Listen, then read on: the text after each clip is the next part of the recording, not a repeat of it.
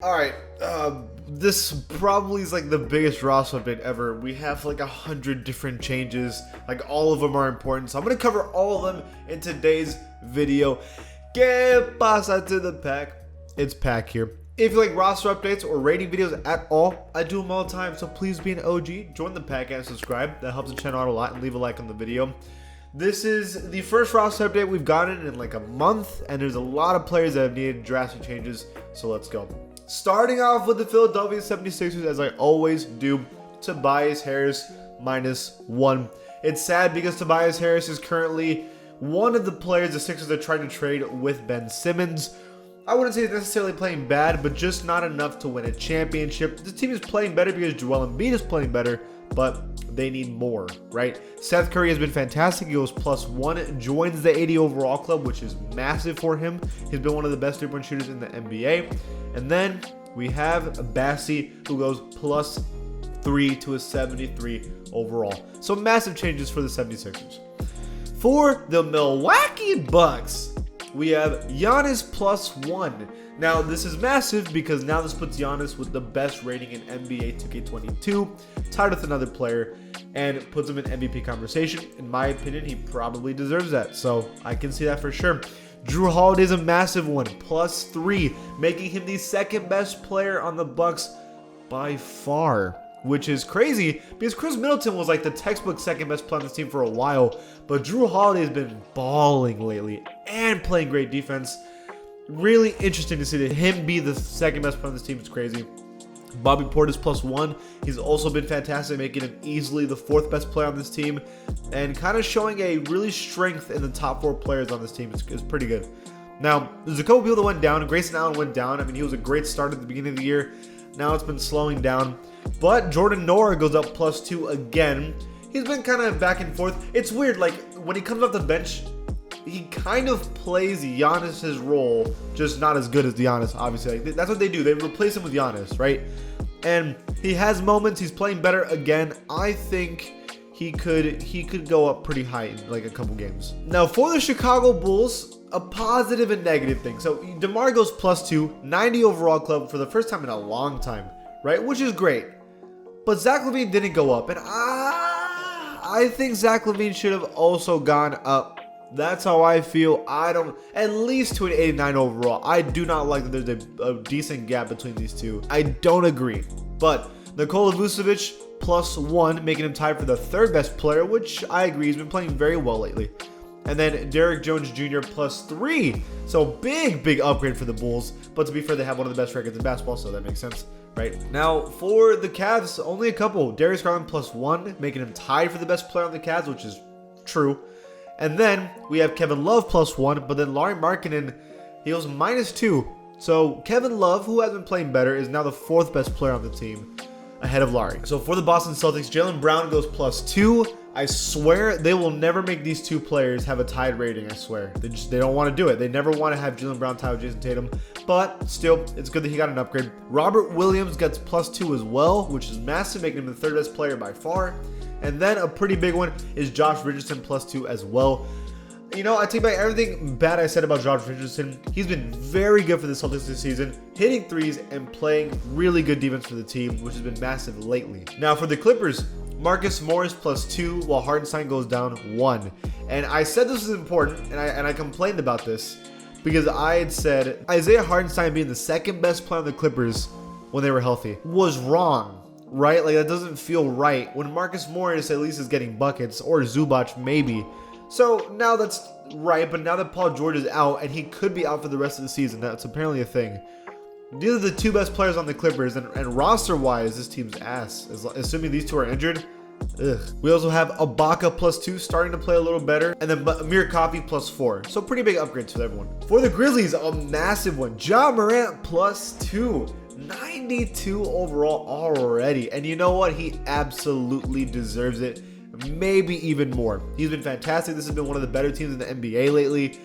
I think they're on like a 10-game winning streak. It's crazy. Desmond Bane goes +2, while Jaren Jackson Jr. goes -1, making them tied for the second best player on the team. And to be fair, Desmond Bane has been amazing, so I can't disagree. He's been fantastic. And then Brandon Clark goes +2.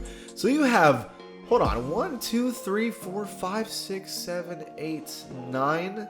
You have 9 players that should be in the 80 overall club. That's nuts. Now for the Hawks, Trae Young goes +1 and Clint Capella goes +1. But this team is losing a lot, and that's why I think they said that they're willing to trade everybody but these two. Cam Reddish just got traded to the Knicks, so he's a 79 overall now on the Knicks, which is clutch, honestly. But yeah, just a weird team. So for the Heat, Kyle Lowry +1, Tyler Hero -1, so they are tied for the 3rd best player on the team, but still, they're still stacked in talent. And then Struss goes +3, making him one of the better players on the team. But if you've been watching him, he's been fantastic. Caleb Martin goes +2, so he's been fantastic as well. And then Omar Yurtseven is +2. He's been one of the better rebounders in basketball, like right now. And then PJ Tucker +3. So I'm going to say something right now. I used to think that 2K never listened to me when it came to ratings or rosters, or they never watched my videos. But they just gave PJ Tucker +3. But it's not like he's been playing better lately. He's been playing good all season. But they just gave him +3 ever since I made that rant video about how he's disrespected. I don't know. I think 2K watched my videos lately. So for the Hornets, LaMelo -1, but that's not really that big of a deal. Miles Bridges +1, making him the 2nd best player on the team, as he deserves to be. So that's right. And Jalen McDaniels +2. He's been kind of picking it up lately. I see him doing pretty good. So for the Jazz, we have Bojan +1. I've been saying this team wants to win a championship because they have talent. Bojan needs to get those 20 points per game that we know he can do, and this past couple months he has been, so that's good. So Joe Ingles though goes -2. I haven't seen him fall this hard like ever. So for the Kings, Tyrese Halliburton +1, making him the 2nd best player on the team, and Harrison Barnes and Rashawn Holmes -1. So a lot of downgrades for them. And then one big downgrade was Marvin Bagley III -2. I didn't even know it was possible for him to go down even more. That's crazy. And Chimezie Metu +3. I really wish he was still on the Spurs because he's been very good for the Kings this season. Now for the Knicks, Julius Randle -1. But there's nothing else to talk about more than this. How did RJ Barrett get no upgrade? How? They've been winning lately. He's been averaging 30 points in the past, 4 weeks? 2K, what are you doing? How does he not get upgraded? I mean, I'm not saying he should be the best player on the team, but at least tied? At least tied. So, Russell Westbrook -1. Now, you know that I've been trying to defend Russell Westbrook in my rating videos, but today's a different day. Russell Westbrook this month has been awful. I think he's been averaging 10 points on bad efficiency and a ton of turnovers. Usually I'm wanting to defend Westbrook here, but this time 81 overall sounds about right. Now Malik Monk goes +2. He's been the only bright spot on this roster besides LeBron, so he's been kind of saving them because they'd be really bad right now if Malik Monk wasn't on this team. And then Austin Reeves +3, who doesn't even have his face scan, which is messed up. Okay, so Wendell Carter Jr., I think -1, and Cole Anthony -1, while Franz Wagner +1, making him tied for the 2nd best player on this team. And I wouldn't be surprised if he ends up being the best player on this team in a couple weeks. For the Dallas Mavericks, Porzingis +1 and Jalen Brunson +1. You know, I think Jalen Brunson definitely deserved a little more, +2 or 3. He's been a very good scorer for the team so far. I'm really surprised he hasn't gone up more. So James Harden +1, bringing him back to the 90 overall club. DeAndre Brembry goes +2. He has been playing a lot better lately. I don't know what happened, but he picked up the pace. And then David Duke Jr., who doesn't even have a face scan, goes +4. So crazy. Now for the Nuggets, Aaron Gordon -1, which makes Monte Morris tied for the 2nd best player on the team right now, which is kind of nuts. And it makes me feel like Jokic should be in MVP conversation again because of how bad this team is, and they're still a playoff team. Is impressive. And then we have Devon Reed, who goes +4, who also doesn't have a face scan. So 2K is just, if you're gonna give people massive upgrades, at least give them a face scan, bro. So for the Pacers, Malcolm Brogdon -1, but Lance Stevenson +4, and Lance has been very good for the Pacers so far, kind of bringing some life back into this team because they were struggle city. And then Kiefer Sykes, I think I said that wrong, but whatever, he goes +5, so one of the biggest upgrades in this roster update, who again, doesn't even have a face scan. So, Donovan Adonis, -2. I had said that Brandon Ingram needed to be the best player on this team, but that doesn't mean you bring down Jonas. You bring up Brandon Ingram. So I'm upset that Brandon Ingram's rating didn't go up because he's been playing fantastic, but Brandon Ingram needs to be the best player on this team this season because he has been. And then Herbert Jones +3, making him one of the better players on this team lately. The Pistons get a ton of upgrades, but honestly ones that matter. So Sadiq Bey +4. We know he can do this, right? And it's finally starting to show throughout a season. He was young, so that was bound to happen where he's gonna have ups and downs. But he's really starting to show us that he can be that 20-ish point per game scorer. He might even go up to the 80 overall club this season. Diallo goes +4 as well. So assuming Jeremy Grant stays injured, they're tied for the best player on this team with Cade, right? I mean, look at all this young talent they have. It's kind of crazy. Saban Lee +2. Luka Garza +5, right? +5. And Luka Garza's funny because when I watched him in the summer league, I was like, I know they're trying to make it seem like this guy was only good in college, but like he's kind of dominating, right? And then the Pistons didn't give him any minutes, and lately they play him and he plays well. He's weird. It's like, I don't know what it is, but like it seems like the Pistons don't want to give him a chance. Maybe I'm not watching enough Pistons games, but like he needs more minutes. He's pretty damn good. So for the Raptors, I said that they were gonna get a lot of upgrades, and they did. So Fred VanVleet +3, Pascal Siakam +1. But then some downgrades: OG -1, Gary Trent Jr. -2. At the end of the day, the two best players went up. Fred VanVleet's got that rating that he deserves, maybe even higher. He's been amazing. So Jayshawn Tate +1.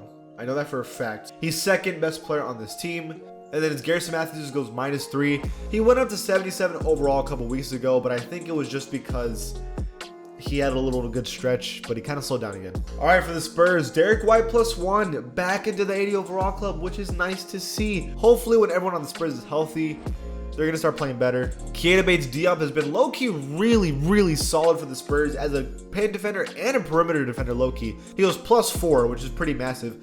Lonnie Walker +2. I noticed that we're going to Lonnie at the end of a game a lot lately, so that's kind of why he went up. And then our rookie Josh Primo goes +2. He's been fantastic. He's only 18 years old, and I think he's going to be pretty nasty. He just needs more minutes. So Ayton +1. This just shows you how good the Suns are. You got a 90 overall, an 88 overall, and an 87 overall. Nasty team. Cam Johnson goes +4, which is where he was last season, so it's good that he's back.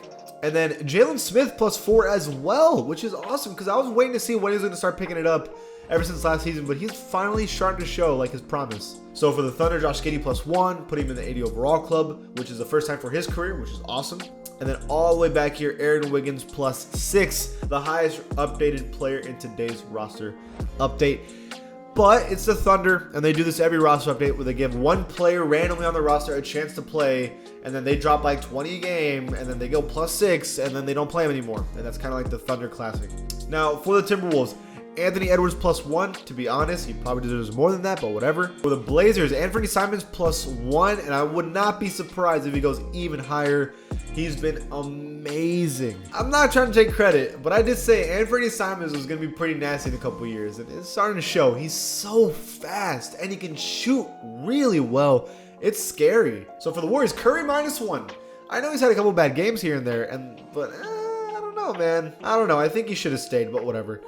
Andrew Wiggins +1, making him tied for the third best player on the team, which is honest. We have on the Wizards, Bradley Beal -2, while Kuzma goes +3. So Kuzma, the second best player on the Wizards, who are still in the playoff contention. Bradley Beal goes down. And, you know, when they signed all these players like Daniel Gafford, Montrezl Harrell, Dinwiddie, Kuzma, I did not think Kuzma was going to be the best of those. But he's proving his worth. He has said, he's like, I just need the opportunity. And he's getting it here with the Wizards and playing well. Respect to Kuzma for backing up all that he said, which is cool. All right, everyone. That's all the changes in today's roster. What do you think? Leave it in the comments below. If you like the channel, please give it a sub. I'll see you guys next time.